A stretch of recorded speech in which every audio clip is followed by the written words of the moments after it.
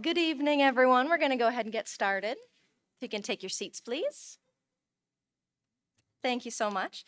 Thank you all for coming out tonight for the Where Do Your Taxes Go panel discussion or from watching from home.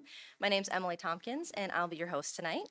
The Plymouth League of Women Voters have organized this event. We're a nonpartisan civic organization working to increase participation in our democracy. Thank you for the local scene for recording this and live streaming this as well tonight. So we'll be learning about how our local tax dollars are spent to provide vital town resources and services to all of our residents. We have our panelists tonight is Town Manager Derek Brindisi and School Superintendent Chris Campbell. And we'll have some kind of open discussion with questions and answers after our panelists are speaking. So I'll turn it over to our panel members. Derek, would you like to start?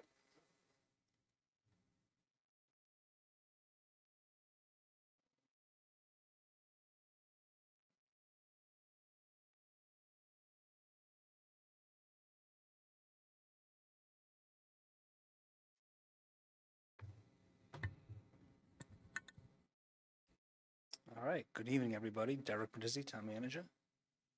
So I'm going to start tonight's discussion with a series of slides that some of you have seen, maybe some of you at home haven't seen yet. And this is really to talk about this year's proposed budget. It's been approved by the Select Board.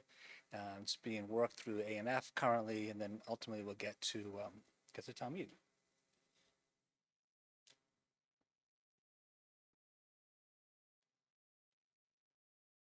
One second.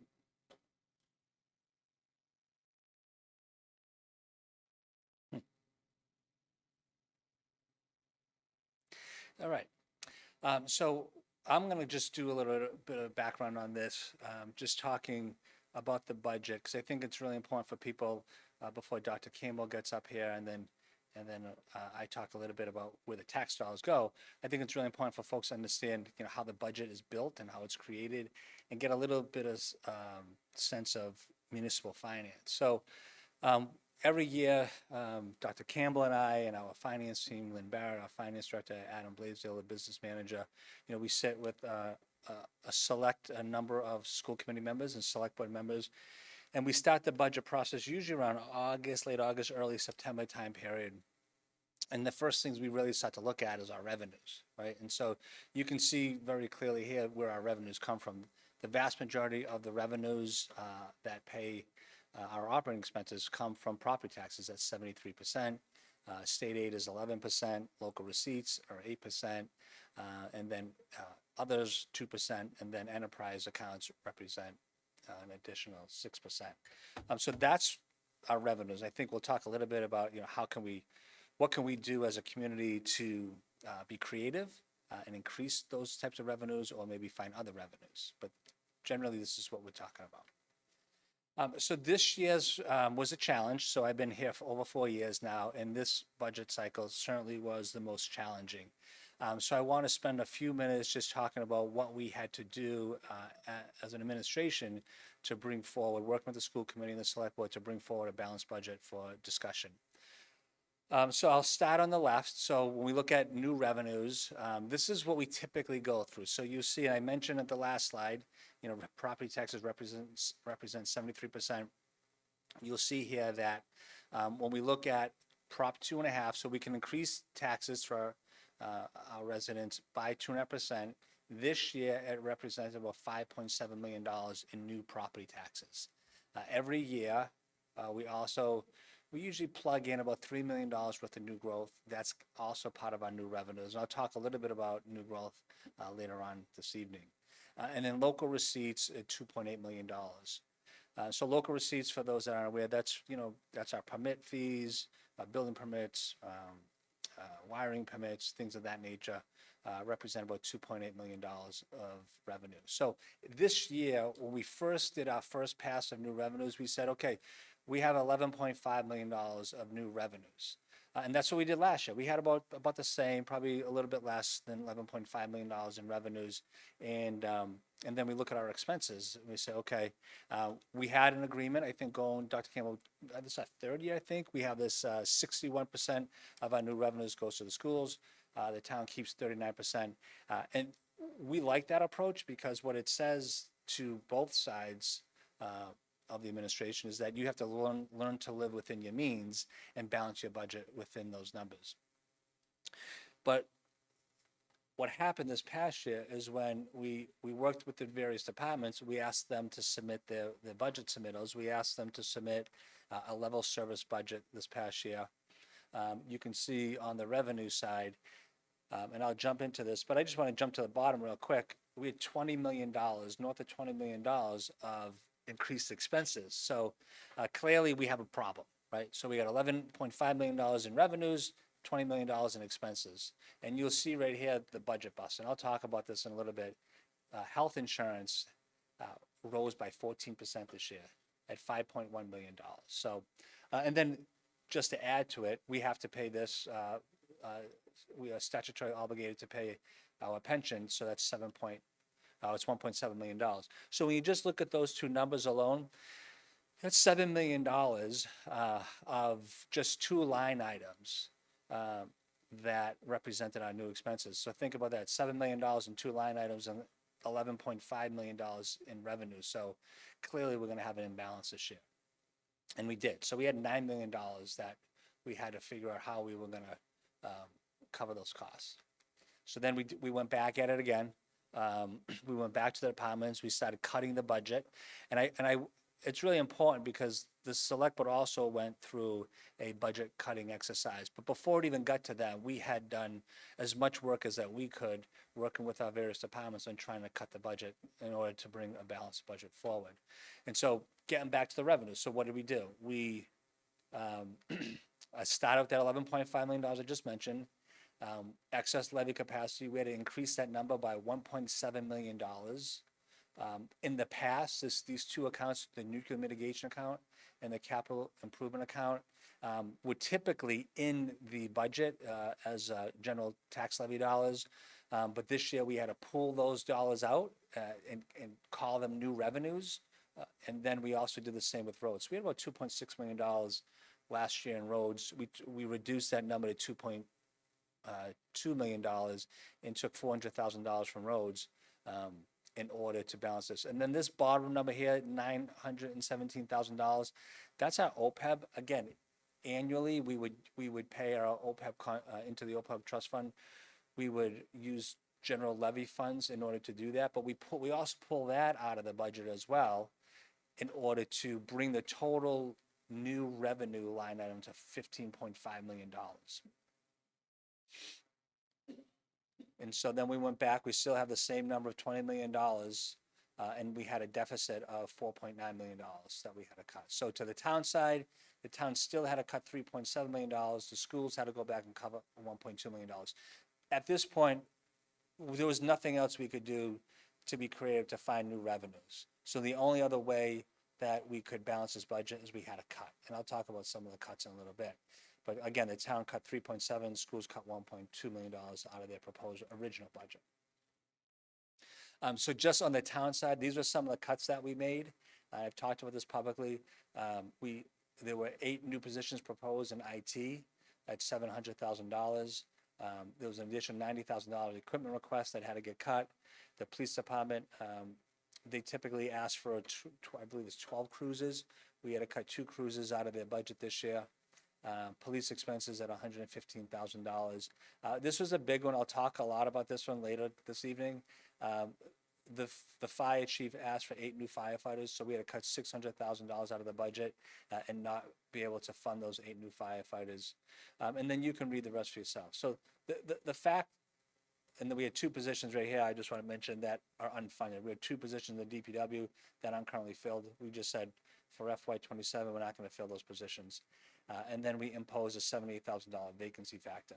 So the point in this slide is really to say that, we really did as much possible in order to bring a balanced budget forward, given that our expenses are clearly outpacing our revenues. Worth pointing out, on the town side, we contribute that's the next slide. So this is just a breakdown of the various different departments and their percentage increase. year over year from the previous year. Administration went up 6.3%. You'll see down here the planning department is the only department that actually went down, and that is really because they've had a number of personnel changes this past year, so they had a decrease in their budget. And this is the slide I was just trying to mention. So on the town side, we contribute about $2 million. It's not a lot of money when you think of a $350 million overall budget, but it still speaks to the fact that we are doing as much as we can using grants and revolving funds to help pay some of the operating costs. So again, the overall budget, and in the end, is $345 million. We ended the conversation with the balanced budget only leaving $300,000 in excess capacity. That number has since grown. Like I mentioned, the select board went through a 1% exercise where they cut an additional $170,000 from the budget. So excess capacity, as the select board left it, was at $470,000. And again, A&F is still going through their process. So I don't know what the net result will be once they complete their work. So some of the budget drivers. I think this is a really important slide. It's a slide I've kind of glanced over in years past, but I think as we enter into years that the budgets are getting thinner, and we start talking about cutting back on the budget, what we're really talking about doing is cutting people. So almost 72%, 73% of our budget are our people, right? So salaries and fringe, so personnel costs. So when we think about where the places to cut, what we're really saying is that we need to cut positions, and positions equate to services. Because in the other areas, when you look at the debt service, we don't have a choice. This is like paying our mortgage, right? We have to pay our debt service each and every year. So that's a fixed cost. And other expenses, in large part, are mostly fixed costs. So under other expenses, we're talking about items like utilities to keep the buildings heated and lit, fuel costs for our trucks and our apparatus. Those are all the other expenses. Yeah, we have training light items that we'd have to cut back and things like that, but in large part, a lot of our other expenses are really needs, they're not wants. So again, and what I appreciated about the select board's 1% budget cutting exercise is and this is what I said to the administration, what we were able to demonstrate is there's no fat on the bone. Right? There's not a lot of places that you can cut back. The school department has been cutting back for the last couple of years, and so and the town has been also equally as lean. So there's not a lot of places to cut in the future other than people, and people equate to services. So I just wanted to mention this because it's really important. The healthcare costs again rose, $5.1 million. That's not unique to Plymouth.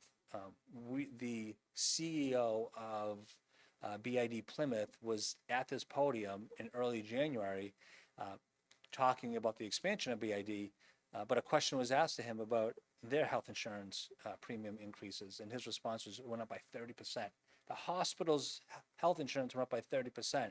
So this pinch is really affecting a lot of folks, a lot of municipalities, and this was an article by the Boston Globe that speaks to health insurance costs, specifically in Massachusetts, and how it's negatively affecting cities and towns and school districts across the Commonwealth. So there are things that we want to do. There are places that we can make some changes. There's this drug called GLP-1 that costs the town this year $3.3 million alone. We've already made an announcement that drug will no longer be carried effectively July 1st. So we don't expect to see that level of increase for that drug, given that it's only going to be allowed to be used for individuals who are diagnosed with very specific health conditions. But again, that was typically in the past, it's been used as a drug for people who are overweight that will no longer be able to use that. So, but what we really want to do is this PEC agreement. So we know, and I've said this in the past, that in order to change the health insurance plan, so benefit changes, plan design changes, we have to engage in a collective bargaining agreement with with the various unions. We have a PEC agreement that expires in 2029. And so in order to make any changes, we would have to sit down with the unions. We have to have those conversations. They would have to be willing to reopen this agreement to make those changes. So it's a collaborative process. I can say that the last agreement that we signed in 2023 was historic. We saved the town in the first 3 years well over $5 to $6 million in health insurance changes, and that, a lot of credit goes to the unions for willing to join forces with the town and making those changes. So in order to try to mitigate a future 14% increase, we need to do the same. And so this is just some breakdowns of this year's budget.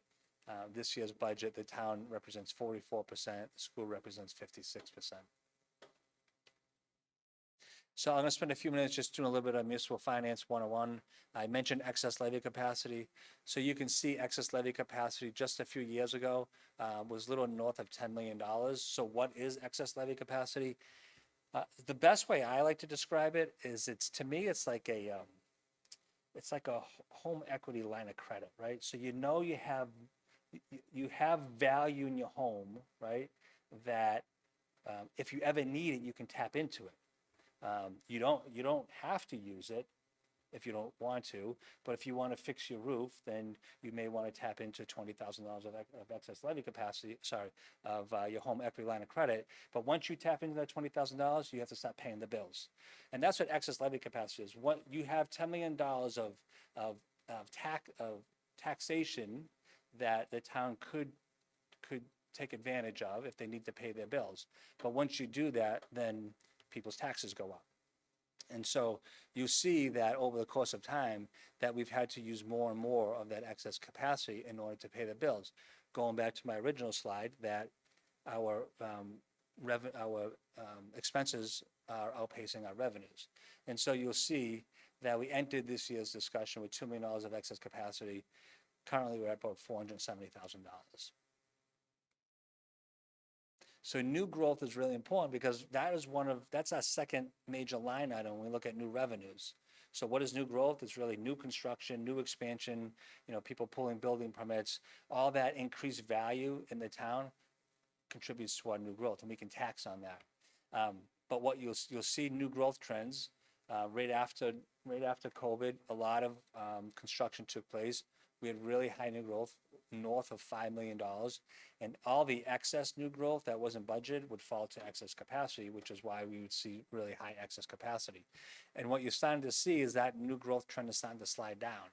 This is my concern, this slide here. So when you look at where the vast majority of our new growth came from over the last couple of years, it's coming from 80 Makepeace, Red Brook, and Pine Hills.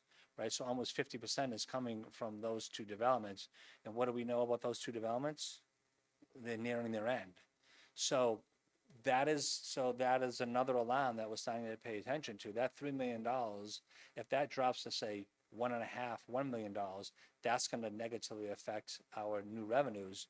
And again, our expenses are outpacing our revenues. So it's something we're paying attention to very closely and trying to find other ways that we can bring in new revenue. Free cash, this year free cash certified at $23 million. I would say that free cash primarily should only be used for one-time expenses. We will be using free cash, at least proposing at town meeting to use free cash for a few items that I mentioned earlier, like nuclear stabilization, like our capital stabilization account, like our OPEB contribution to the trust fund. This year, we're going to use free cash, propose to use free cash. In the past, we would use that under the general taxation. So $23 million sounds like it's a lot of money, but really it's only for one-time use, and it's not something that you can count on year in and year out. So this is my last slide before I turn over to Dr. Campbell, but I just wanted to bring this up because we had to make a lot of very difficult decisions in this year's budget, especially when the departments are starting to tell us like they're at max capacity and they can no longer keep up with the pace and the growth of this community. And the fire chief shared this slide with me during our budget discussions that back in 2015, they had about 7,000 calls for service. It's a tough number to see, but that's about 7,000 calls for service. And then you can see now in 2025, if I had his most recent data, it would be north of 14,000 calls for service the fire department is seeing. And unfortunately, I think we've only added 8 firefighters in the course of that period of time, although our calls for service have doubled.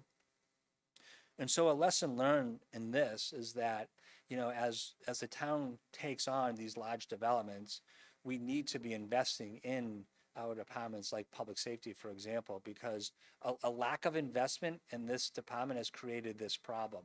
We're at a crossroads where, our calls for service are growing and our response time is probably getting less and less, only because we don't have the manpower in order to do this. So in the future, I would recommend that as we approve these types of large developments, we need to look at specifically public safety, and I would say public works departments, in order to keep pace with the demands that these developments burden us with. And I would say Oasis is one, Cottage is another one, The Walk is another one. If you ask the fire chief, the vast majority of their calls are going to those developments. And so that's something for us to pay attention to. So I'm going to stop here and I'm going to turn it over to Dr. Campbell to talk a little bit about the school department. It should, yeah, it's.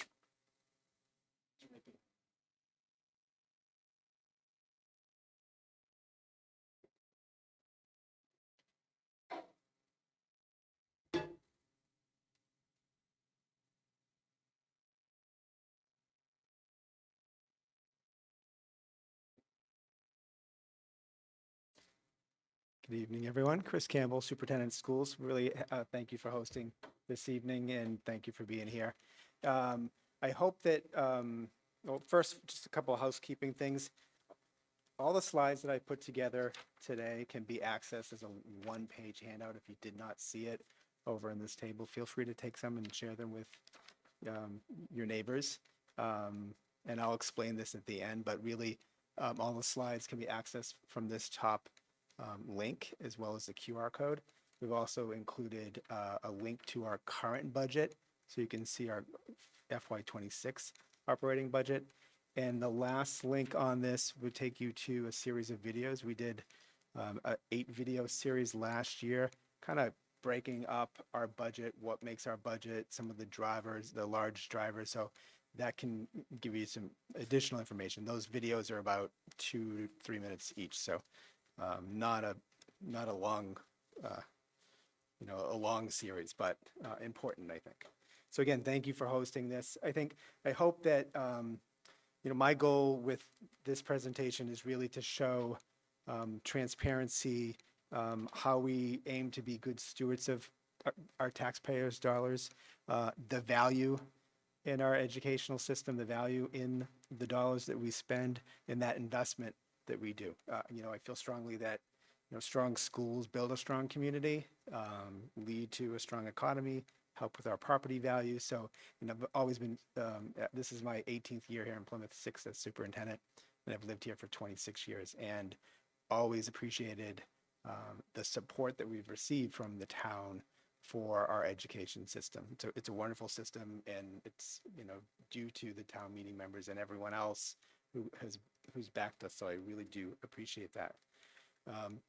Plymouth is a large, complex district. We have approximately 7,000 students, well over 1,000 staff. We're a 104 square mile community with, very complex road configuration. We provide education plus transportation, facility investment, technology, specialized services, and I'll get into all of that. So our budget really is always about reflecting the daily operations for every child and every school. And, stewardship requires careful planning and trade-offs sometimes when we have some difficult budget situations. So this is sort of a big picture of, and I know it's hard to see from here, or at least it is for me. I'm kind of in between, I have contacts and readers, but just to kind of give you a sense, our current operational budget, and again, this is the budget that we seek. Mr. Brindisi talked about the education dollars. There's more that goes into your taxes towards education, but what we ask for on an annual basis in terms of our operational budget every year, this year is just north of 128.7 million. And that goes into everything that we do from the first day of school through the summer for our students. And it's just a breakdown of terms of salary dollars and non-salary dollars. And our largest cost driver is people. It's teachers, support staff, counselors, nurses, custodians, direct services to our students. Very little discretionary spending, and that's been something that has been, I think, more and more so in recent years as things have been difficult. If you've been to a budget presentation that I've made in the past, we talk about our per pupil spending. So this is a comparison that is made across the Commonwealth in all school systems per pupil. So they look at essentially 10 categories. And it's hard to see from there, but again, you can get this, but it looks at what are we spending on administration, what do we spend on instructional leadership, our teachers, support staff, what do we do for training, professional development, how do we spend money towards technology and equipment, what goes into counseling services, mental health support, transportation, and then the other operational costs, and then employment benefits and those fixed costs, health insurance and whatnot. So when you look at that, and you can see a comparison from FY 23 and 24, the reason why I don't show you 25 and 26 is it takes the state a good year, year and a half to determine that and go through everyone's end of year reports to figure out what exactly the per pupil spending is across the Commonwealth at each school. And as they get updated, or each district, excuse me, as they get updated at the Department of Education. So this is the most recent that we have in terms of comparisons, how we are in terms of how we spend in comparison to other communities. And you can go on the Department of Education website and see all of that across the Commonwealth. But what this shows us is that, Plymouth has been at or slightly below in most recent years per pupil spending in terms of the average per pupil spending, just below that. So if you look at the right slide, the blue is Plymouth and the gray is the state. So you'll see that we're just kind of dipping under for FY24. I think what this shows, in my opinion, is responsible spending with a strong value. The largest part for us, and Mr. Brindisi kind of spoke to this, is those fixed costs, those benefits, and particularly around health insurance. If we were to look at the state average and bring that down in comparison to the state average, we'd be way below the state average in terms of what we're spending elsewhere, or in the aggregate, I should say. So we really do our due diligence to just be responsible to the taxpayers with our spending. Just to kind of, again, this is a lot, but how schools are funded, it really varies across the Commonwealth. So districts differ in the way their funding comes from across the state. So some rely more heavily on state level revenue, like Lawrence, where 86% of school funding will come from state sources. Others receive more local sources, such as Brookline, where local dollars account for over 78% of their budget, their funding. In Plymouth, local dollars account for approximately 66% of school funding, with just under 27% coming from state and the remaining 7% from federal funding. That breakdown by source highlights the way Massachusetts structures support in public education. So you can see on this slide, you can't see from here, but you can access it later. What I've done, and this is all from the National Center for Educational Statistics, so you can go on yourself and look at this. But you'll see the top part of that graph is showing Cambridge, Brookline, Newton, and Lexington. The dark green is the local funding, the light green is state funding, and the blue is the federal funding. So you can see that, Cambridge is getting a lot from local taxpayers, right? Local funding. Plymouth is in the middle right there. I separated them from the bottom ones. So you can see that's where we are in comparison to those communities. And the ones below that are Springfield, Lawrence, Holyoke, New Bedford, and you can see Lynn, which is getting a lot of its money from the state source. Another thing, another significant driver for us is transportation.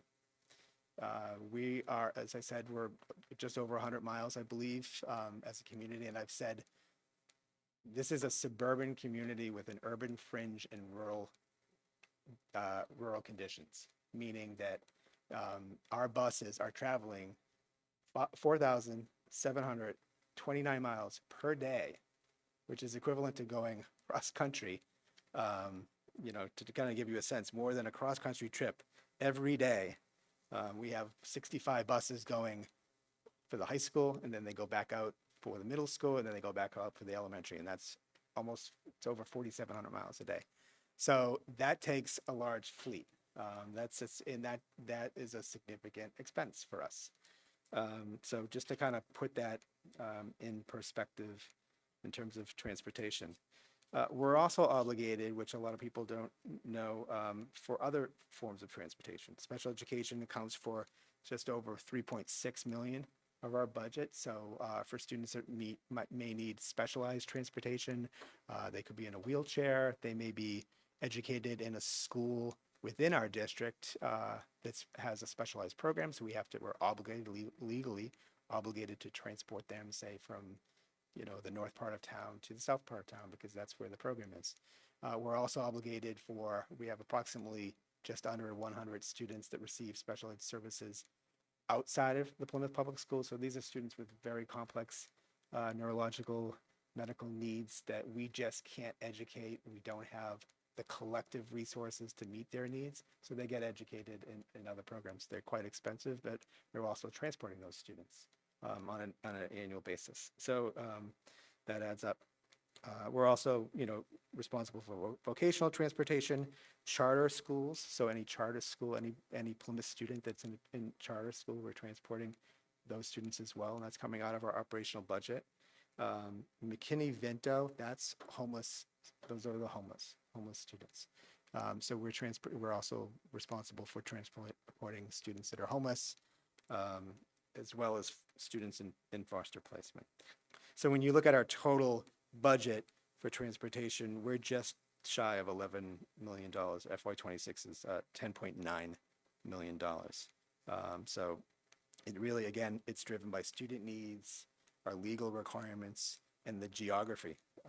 There's really not much we can do to become more efficient. We did an efficiency study a couple of years ago. We were able to reduce 2 buses. We continue to look at analyzing whether or not it's in our best interest to oversee transportation, if it would be both cost benefit to us as well as without jeopardizing the quality of services, which is critically important too. So these are things that we continue to look at. Facilities. Schools are a community asset, and maintenance protects the taxpayer investment, right? It's really important that we maintain our buildings, and so preventative care, obviously saves money long term and keeps our buildings safe and operational. We have 1.4 million square feet of buildings that we maintain on a daily basis.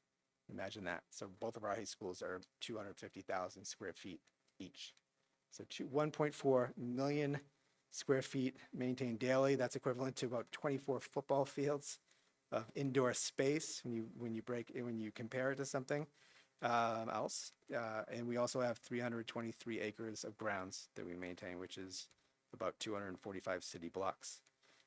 Our operational budget, this is not for staff, but for supplies and materials to maintain our buildings. So think about the things you have at home to maintain your home. We budget $1.11 per square foot.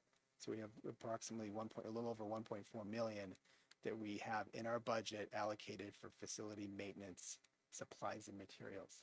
Imagine maintaining your home and your inside and the outside for $1.11 per square foot.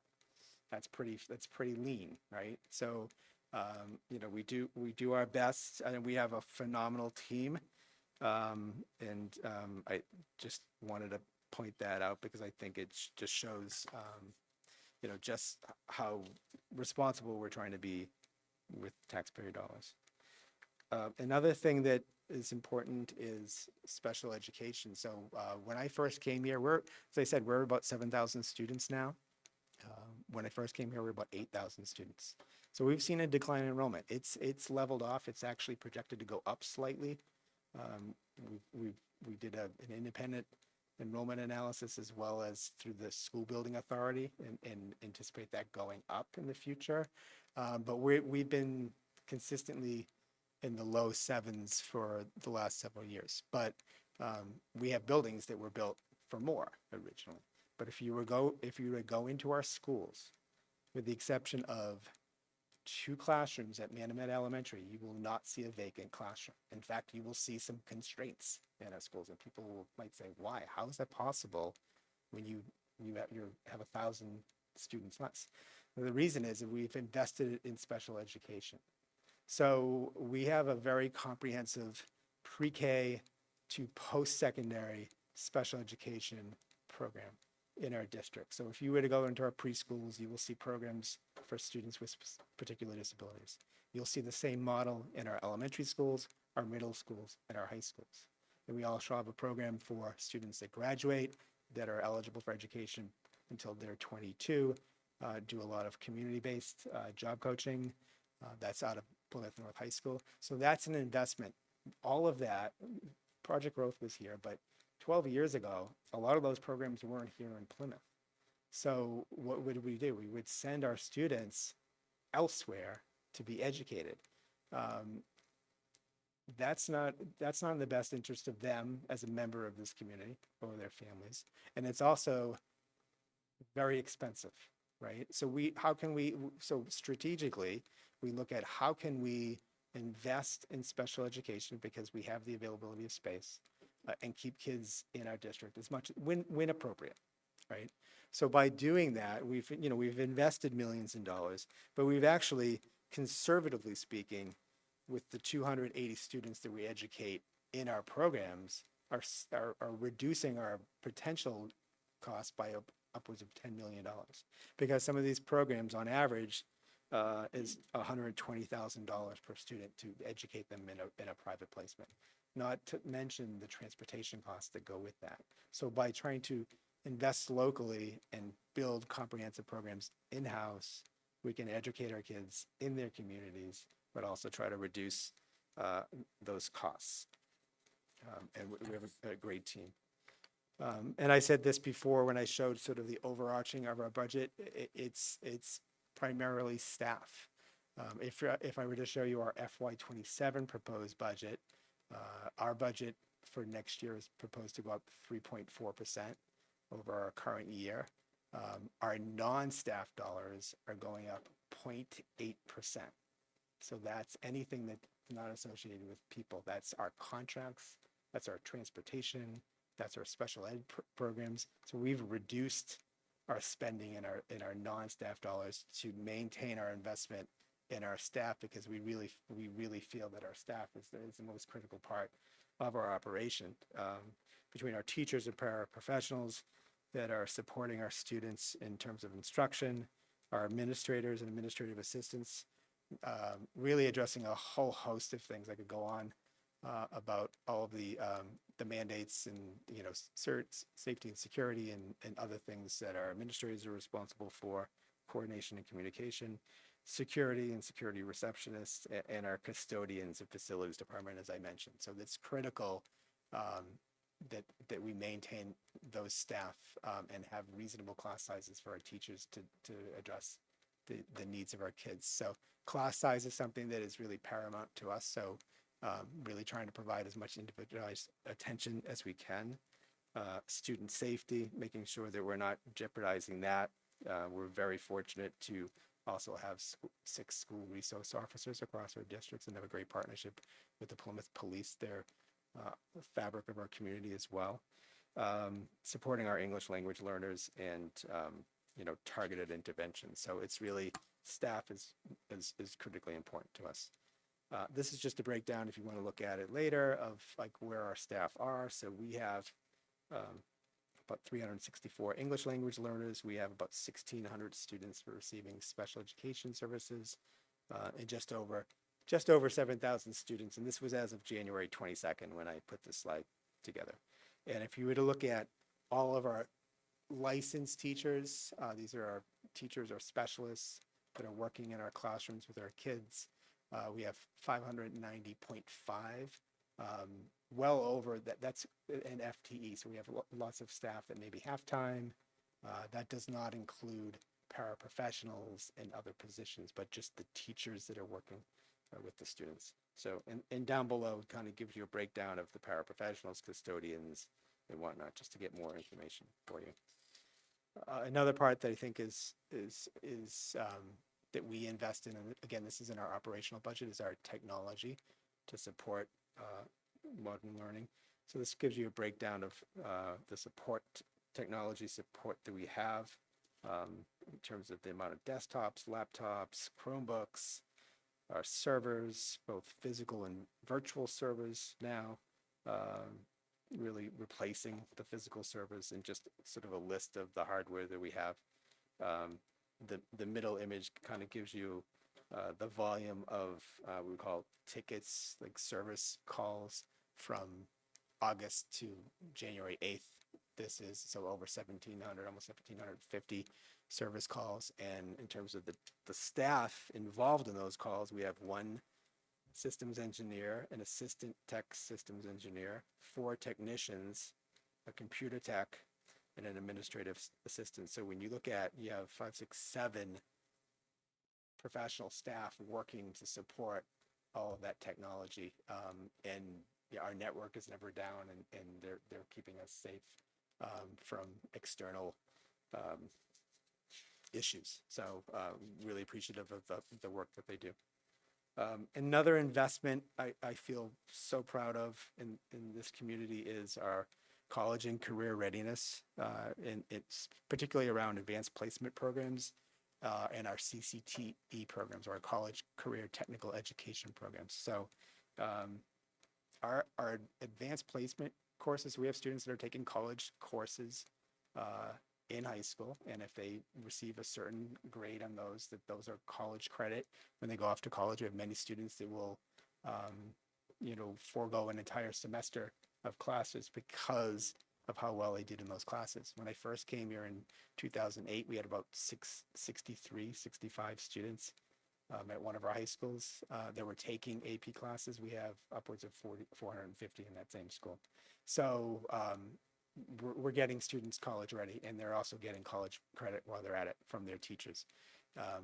So another thing that we have, which we're so proud of, and it's at both high schools, but it's our career technical and education programs. They're really trying to think of our workforce too.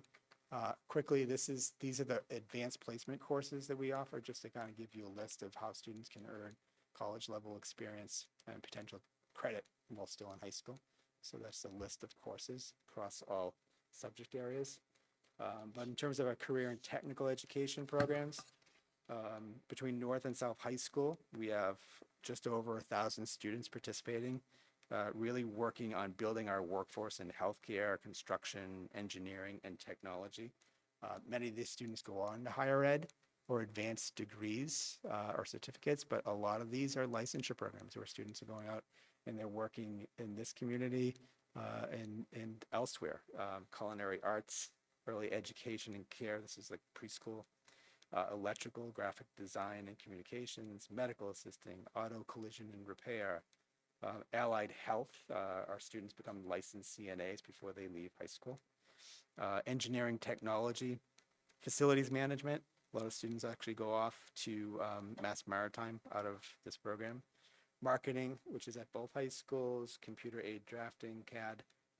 We have a construction cluster, which includes carpentry, HVAC, and plumbing, and then cosmetology, where they also get licensed as well. So again, very fortunate that our students are getting, these career-ready skills and these licenses to go off and work right out of high school. And just a couple of things, again, if you want to look at our budget book and be informed, this is the same book that we pass out at town meeting every April. So this is a digital copy of that book for this year.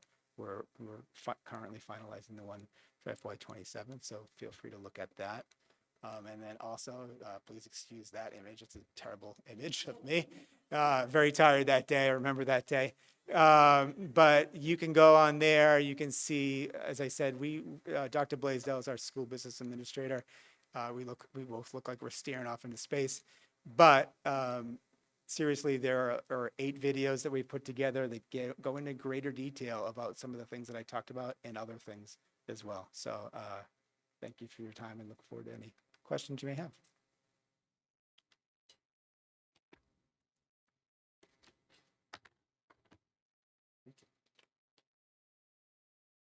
Thank you very much.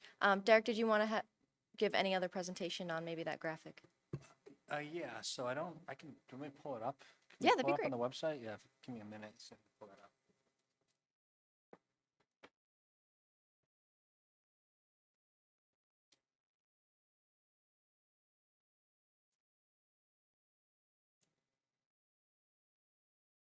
Yeah, what Mr. Brindisi is pulling up is the finance department. They created an amazing graphic flyer, double-sided, that showcases, how your tax dollar goes and is allocated to all the different services that the town offers.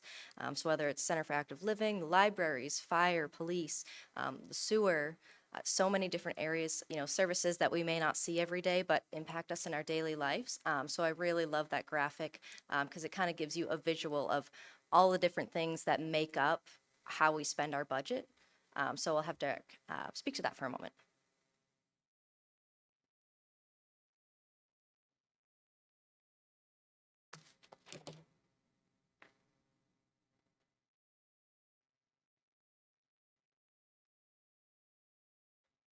So there's a lot of data in here, so I'm not going to read it all to you folks. I think I see a hand I never moved. But this graphic is created by the finance department each and every year. And it really speaks to how your tax dollars and where they're being spent and the services that are being provided by the various departments. And so I, again, won't cover all this because there's so much data in this, but you can go to the town's website under the finance department. Once you click on the finance department, you'll see this link. It's called Tax Dollars at Work. But I'm going to highlight a few items just so you're aware of the things that are happening each and every year through the various departments. So we have one public records access officer, Connor Anderson. Last year, him alone, he responded to 3,700 public records requests. We have 3 animal control officers. They responded to 4,200 calls for service last year. The Center for Active Living prepared 46,000 meals last year. And the Cal Express had 2,500 transportation requests last year and filled those requests. Our Department of Inspection Services, 16,000 inspections by a very small department. As I mentioned previously, the fire department had 14,000 calls for service, but that required 46,000 personnel to respond. So every time we send a truck, that's 3 firefighters. So if we were to send 3 trucks, we have 9 firefighters. So 46,000 personnel responded in those 14,000 calls. The police department responded to 38,000 calls last year. And so as you all know, I've talked a lot about the need to bolster our police force. We typically run around anywhere from 12 to 15 vacancies annually. And so the fact that our PD was able to respond to 38,000 calls on a short staff is amazing. And our co-response program, which has been implemented for a few number of years now, where we have social workers that ride along with police officers, they responded to 500 calls, just that very small team alone. Our harbor master, again, 1 harbor master, 3 assistant harbor masters responded to 4,500 calls. And remember, they're seasonal, so they were able to squeeze in 4,500 calls during the summer months, so that's amazing. Last year, the DPW responded to 1,700 concerns that were lodged through the See-Click-Fix portal. The DPW manages 22 cemeteries. In that, 137 burials and 850 cremations were taking place. They manage 5 beaches, and our Department of Energy and Environment manage over 5,800 acres of open space. So those are just some of the highlights that I pulled from this document, but I would encourage folks, if they're really interested on how their tax dollars are being spent. That's a really good document. It's updated annually. Thank you. Thank you very much. Yeah, it's fascinating. We may not all use every single service that the town provides, but us as a community, we're working together to make sure every person, every resident's needs are addressed. So thank you very much to our presenters. We're going to go into a question and answer segment. I did get some questions ahead of time, so I'll go ahead and ask these questions, and you feel free to answer whichever one applies to. So the first question we have is, so there's a lot of discussion about how we can make cuts to the budget, and I imagine we're not the only municipality who's having issues on the expense side. But can you speak to what can we do in the short and the longer term to improve our revenue streams? And also, how has federal and state budgets impacted our funding locally? Yeah, so I'm sure we both have responses, especially to the federal question. Well, I would say that it's a trickle-down effect, what's happening to us locally. So the federal government, I've talked to us folks from our state delegation, because the federal government has reduced the amount of resources and funding that they're sending to the Commonwealth, those services still have to be provided at the state level. And so oftentimes what we're seeing is that they're reducing other grant programs that we would normally take advantage of. So for example, the Mass Works program is a program that we would typically take advantage of. We thought we were primed to get a grant last year for $2 million, and because that grant was cut in half, because of what happened at the federal level, we weren't able to receive those dollars. So we're starting to see that trickle-down effect here locally. I do have to say I am encouraged by the governor's budget. So the governor released her budget the third week of January. We had a net new increase of $800,000, and that's amazing. Typically, the governor's budget is the government that will see the least amount of state aid, and then once it gets to the House and the Senate, we'll see those numbers bolster. Last year, what we saw was that we had a net new increase of state aid by $2.5 million. So fingers crossed, well, hopefully we'll see something along the same lines as last year. But reading the tea leaves, I also know that state revenues are down as well. So we're going to have to hang back a little bit and see what happens this summer with the state budget. Yeah, not to reiterate everything that Derek said, but we experienced the same thing on the school side in terms of federal funding. That's been a concern of ours for a couple of years. This summer, we were very concerned too. There was some concerns about some of the U.S. federal dollars not coming our way. We receive about $3.7 million in federal entitlement grants, and these go to support our most needy populations of students, migrant families, students, English learners, special education, whatnot.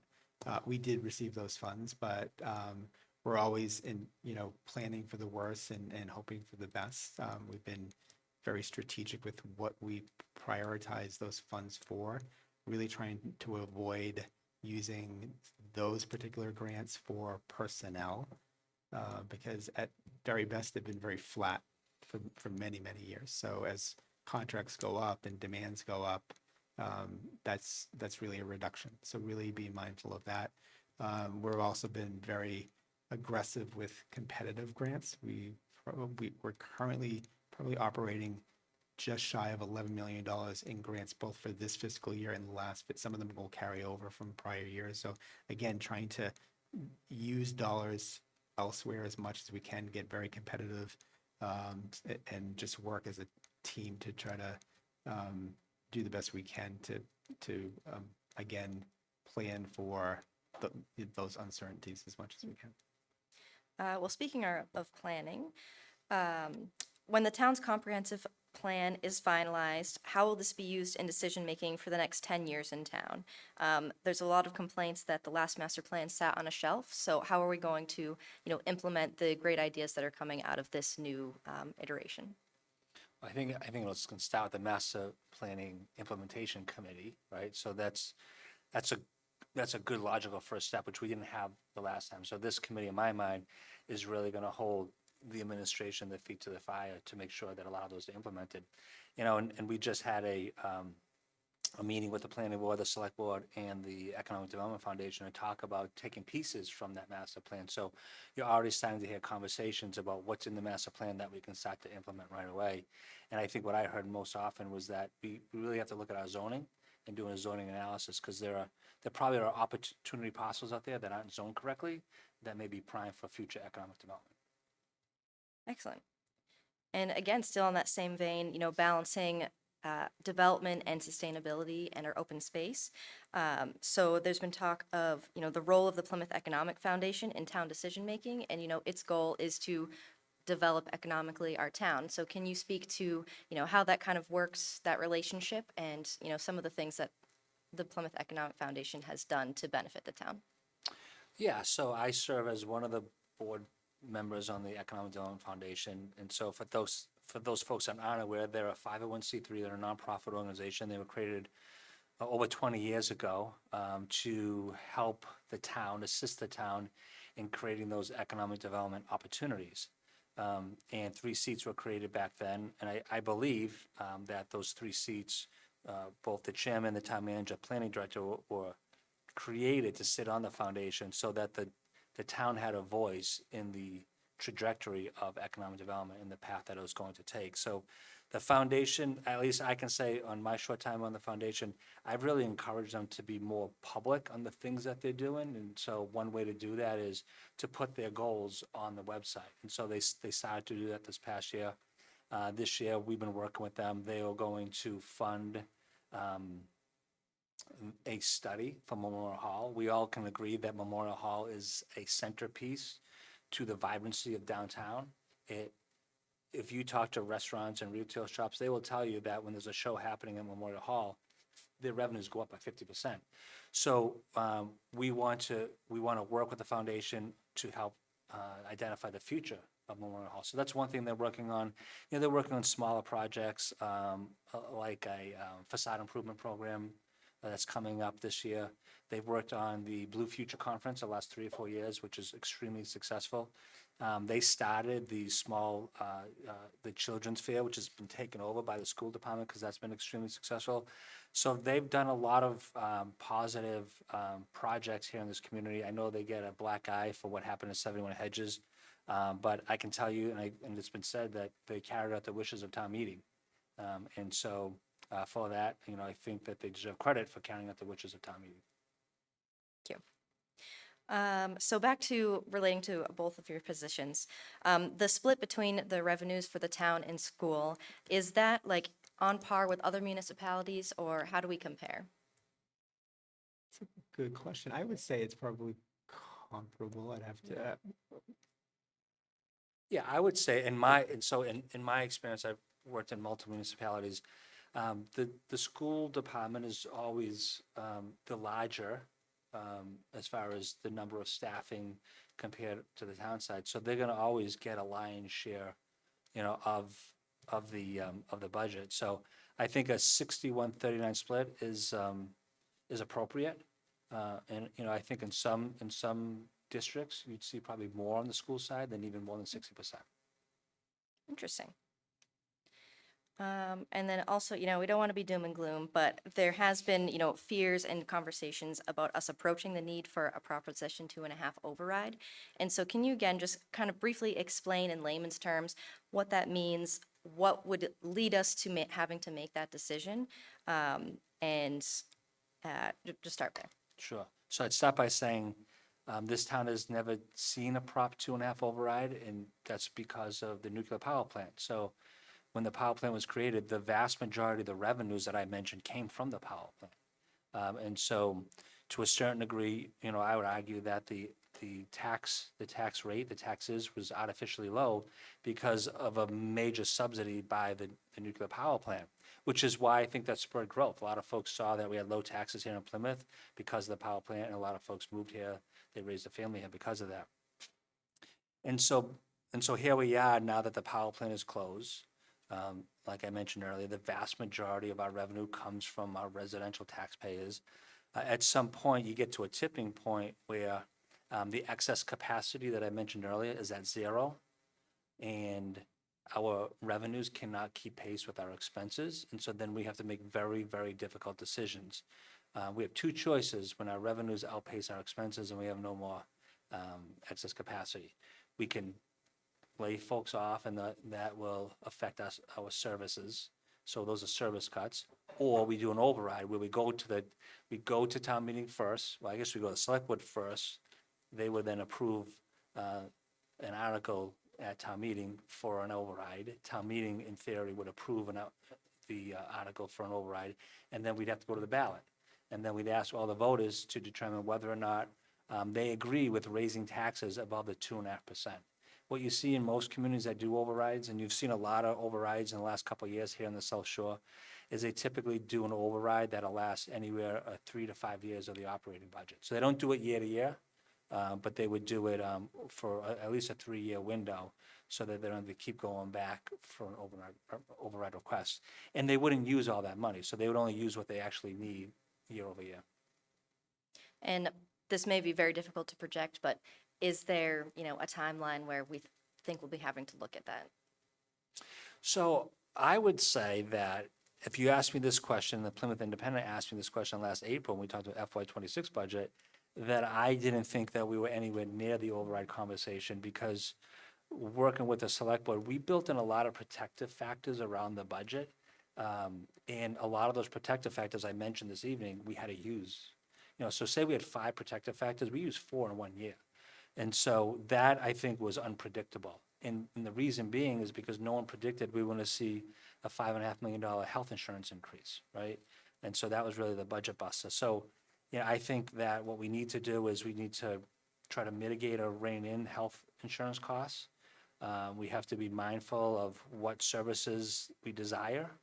And then at that point, we'll make that determination whether or not we can balance the budget, and if not, then we would have to do an override. I honestly believe that if we can rein in healthcare costs this year, we shouldn't be having an override conversation for at least a couple of years. Excellent, thank you. Turning back to the school side of things, Dr. Campbell, can you speak to kind of how much land mass that we have in Plymouth and the different geography, we have? How has that impacted transportation and also out-of-district transportation, if you can explain? Sure. So it is a challenge. So for our yellow buses that are running 3 times in the morning and 3 times in the afternoon, I think it's hard. As I said, it's a suburban community with an urban fringe and rural conditions. So we have very few roads, major roads that go east to west. They're basically north to south progression. So on a map, it may look like you could get someplace quickly, but without going through the state forest, it's not possible. So our buses are traveling a significant amount of time to get students to and from school within a reasonable time. So if you were to look at the volume of students on our buses, they're as efficient as we can possibly get, given the amount of time that our students are spending on the bus. You may see a lot of our secondary runs that will be lighter in terms of its student population as well. I can tell you those students are paying for a bus seat. A lot of students will stay after school. They're also in, clubs and activities and sports. So, it could be lighter during the sports season. Transportation costs, one thing that we're looking at in terms of trying to curb our costs, I mentioned the yellow buses, but our vans, special education transportation, that is something that we can address in a very strategic, methodical, deliberate way without doing it all at once, without jeopardizing the quality of our services, and without adding increased healthcare costs too, because a lot of these drivers are very part-time. So that's one thing that we've been looking at, building our fleet of vans and buses, because some of our rides can cost us, for an individual van, $250 to $650 per day, which is significant. This is something that our state rep has tried to help us with in terms of trying to get state support to help control you know, how, in my opinion, some of our, these companies are taking advantage of a situation. You know, we have a contract for our special education students that we know of every year, but there are always additional students that come up during the course of the year, particularly our homeless students, which we don't know when students will be homeless, when families become homeless. So we have 100 students on average annually that are in a homeless situation. So we're obligated to transport those students. We don't have a contract necessarily for those, so we're looking for vendors, and those are very expensive. So if we can invest in our own transportation in that, not only can we reduce that cost, because it won't cost us that to run a van, but we can also ride share and partner with other communities that may be sending students to schools, that are, in the South Shore, and bring the cost down for them, but also bring the cost down for us as well. So that's something that we're currently looking at too, and how we can invest in our special ed and homeless transportation to kind of bring those costs down, because it's very, very expensive. Thank you so much. You're welcome. So that exhausts the, questions that had come in beforehand. Does anyone in the audience want to come up to the podium and ask a question publicly? All set? Come on up.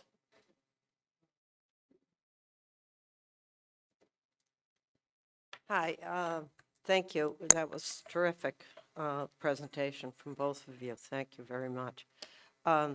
I wanted to ask Derek if there is a breakdown of residential taxes versus taxes, business property taxes. I just wondered if you could give us those percentages. Yeah, off the top of my head, I believe it's about 86% residential, about 14% commercial and personal property. Okay, so we're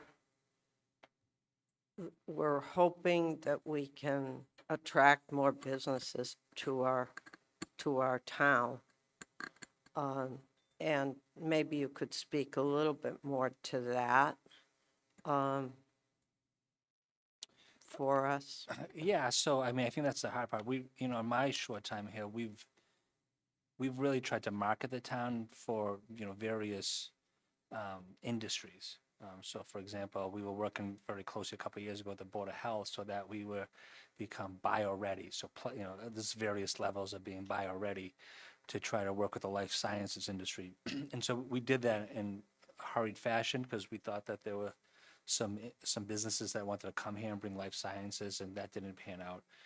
We worked with the marketing firm to take the town nationally to try to talk about the things that we were doing with the hopes for a convention center and other opportunities.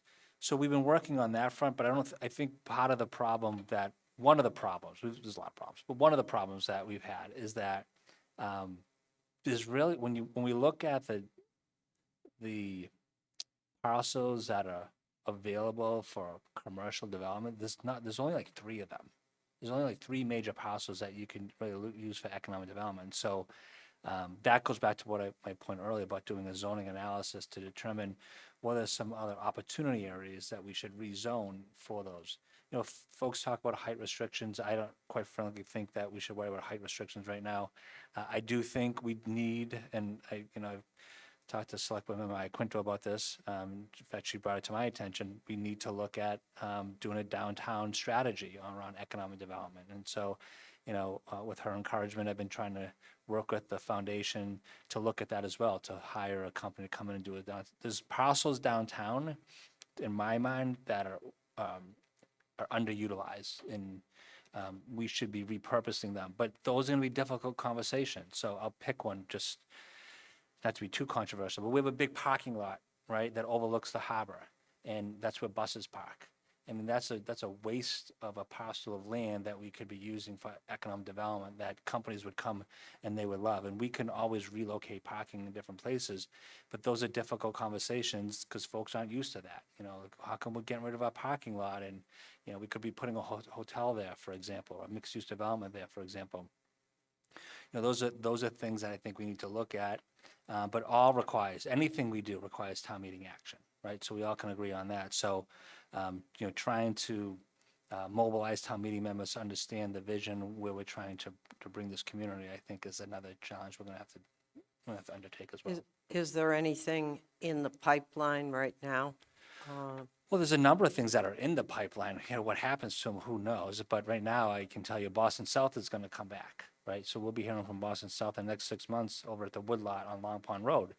But that poses other challenge, and it's not going to be horse racing, just so folks are aware. But that poses other challenges because of Long Pond Road is already a very congested area. So, they are in the beginning stages of designing, what that 150 acres would look like, and that's very focused on commercial development, the sports tourism industry, things of that nature. So that's that's still brewing. That's been out there since 2022, I believe. So, hopefully we'll see something in the next 6 or 7 months on that front. There's a couple other parcels that I think have already been cleared for development, like the one off of Route 3. Still waiting to see what type of tenants land there. Still waiting to see what tenants land over at 71 Hedges. So, those are some of the projects that are in the queue. But again, these are private developers. We can only do so much to support them and try to, lead them down the right path. Thank you. Do we have anyone else with a question? Yes, Ms. Davis.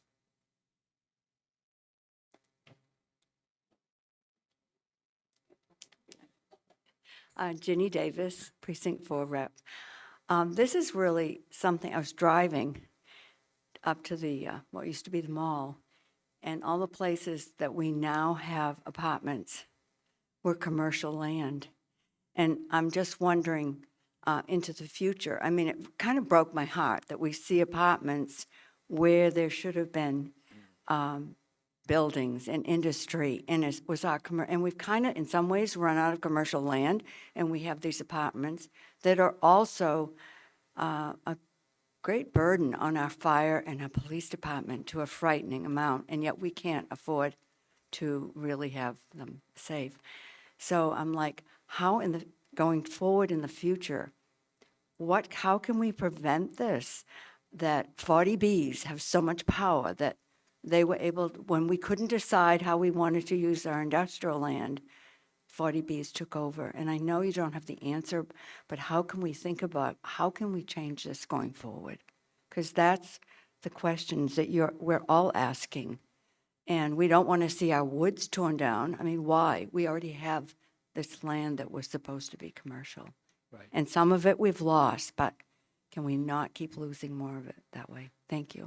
So that's a great question, Ginny. I would say a couple of things. I'd say one, we have to learn from some of maybe past mistakes when, you look at Oasis. I mean, I think that's what you're referring to. Oasis was all commercial property and it turned into a 40B project. So, what prevented that property owner from continuing the commercial venture?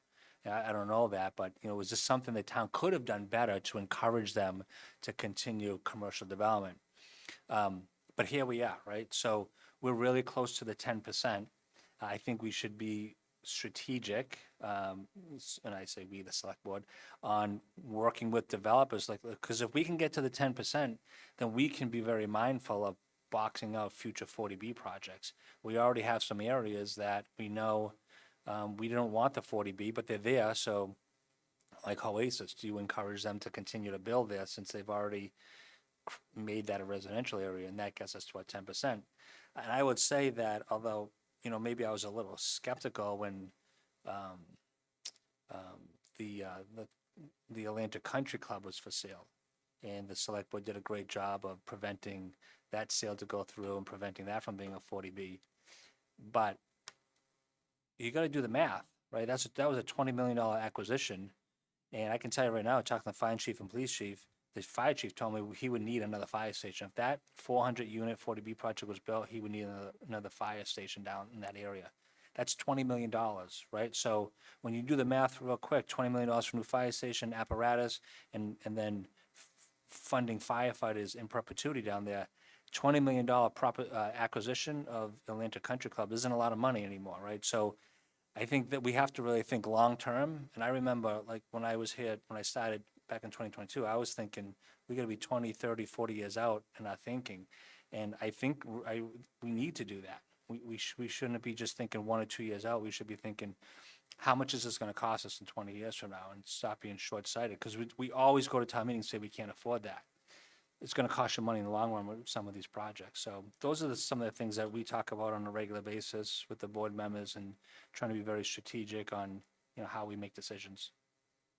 Excellent, thank you. Any final questions from the audience?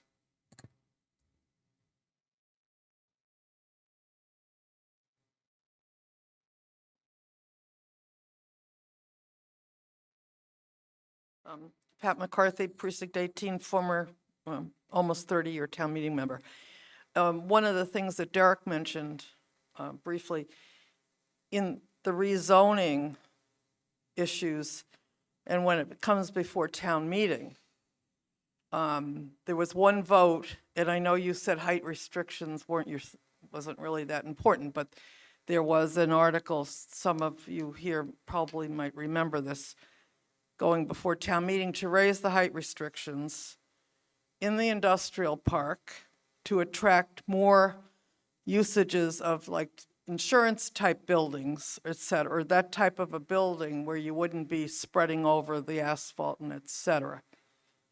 When it was vetoed at town meeting by one vote, and one of the deciding, if I looked at the decider, one of the deciders I was counting on for a yes was a prominent business person and family historically in Plymouth. And if he had voted, I'm just saying, I can remember that vote. So therefore, some entity that would have been looking at that industrial park would choose to go other. So I think them in Plymouth, having served at town meeting forever, you have to look at the whole picture. So when it gets time for votes in that legislative body, people have to look at everything that it affects. And I thought personally that was a very disappointing no vote. And we lost businesses because of that. That could have been appropriate to me in an appropriate setting off of Route 44. We lost Cisco's at one point to Plimpton. And we lost many years ago Ocean Spray to Lakeville for different reasons that I don't want to, the sense of the town growing, and we moved here when the nuclear plant was opening. So we're one of those people because of the low taxes, but you have to have services for the people who come, and those of us who decided to move here have to pay for services and still pay for services because it goes to the next generation. Somebody paid for services, for my kids to go to school here, so it's up to me to pay for the next down the road.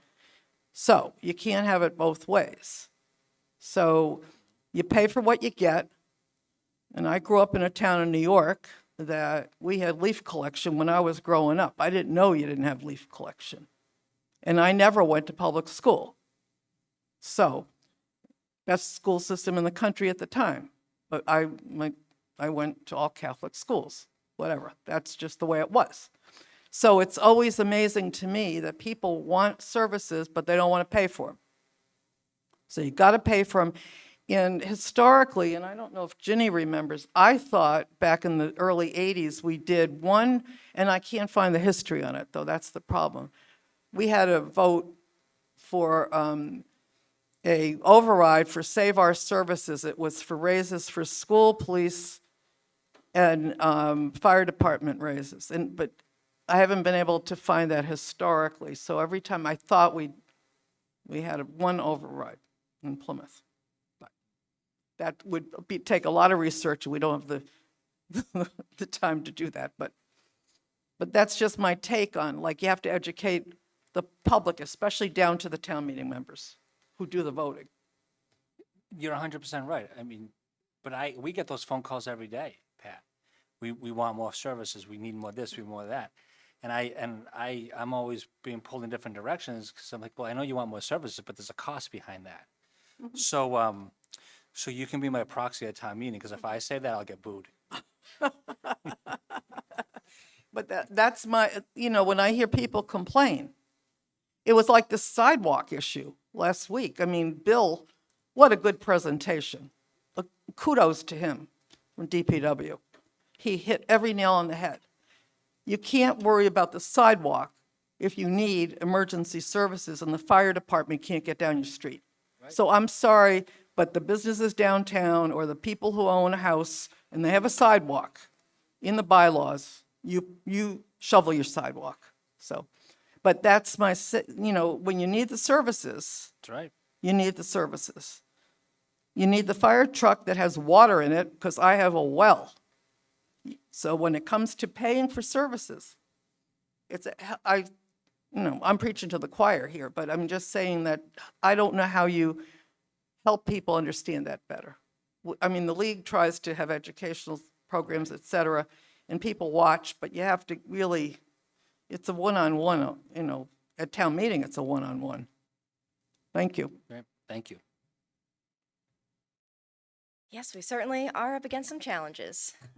So being mindful of our time, I just wanted to see if our presenters had any last comments or educational tidbits they'd like to share with us before we close out. I guess the only thing I guess I'll end with is that, I know the board's going to be having a workshop in the next couple of weeks to look at the budget process.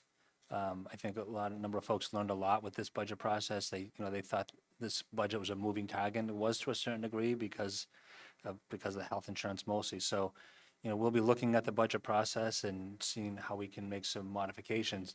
But I guess since I have them, like, one thing we have talked about is, for all you town meeting members, is that, we think that it may be time to push town meeting, till May, because we'll have more information, right? And so oftentimes we go into town meeting in April with one hand tied behind our back because we don't have all the information. So, we want to be as informed relative to the budget and the actual numbers we're dealing with. So, I would imagine that'll be one of the issues that come out of those budget workshop discussions. Yes, I think that would be great. Actually, it's very helpful. It's a lot of information we don't have by April.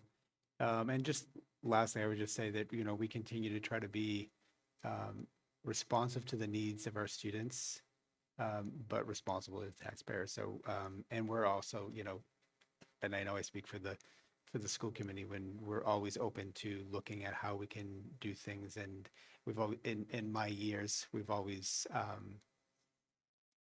been committed to doing everything we can to kind of reduce our costs where we can. And who knows, for my first few years here, we reduced about 1% after our level service budget to try to keep below that levy. So, and some years are better than others. And but we're committed to, that work. And hopefully it won't be as challenging as it has been, but we're committed to that work. Excellent. Well, thank you all for joining us tonight. Oh, Mr. Cohen, come on up. Oh my God, we all want to go home. Don't let him talk. Don't let him talk. The town manager referenced something that the select board is working on, and that is on March 4th at 6 p.m. in the 1820 courtroom. We're going to be working amongst ourselves on developing and, really reinventing the budget oversight process as we build a budget and monitor the budget we're in. So we hope that people will join us and observe us in that discussion. Thank you. Excellent. Well, thank you to all of our questions and to our presenter, Town Manager Derek Brindisi, and our School Superintendent, Chris Campbell.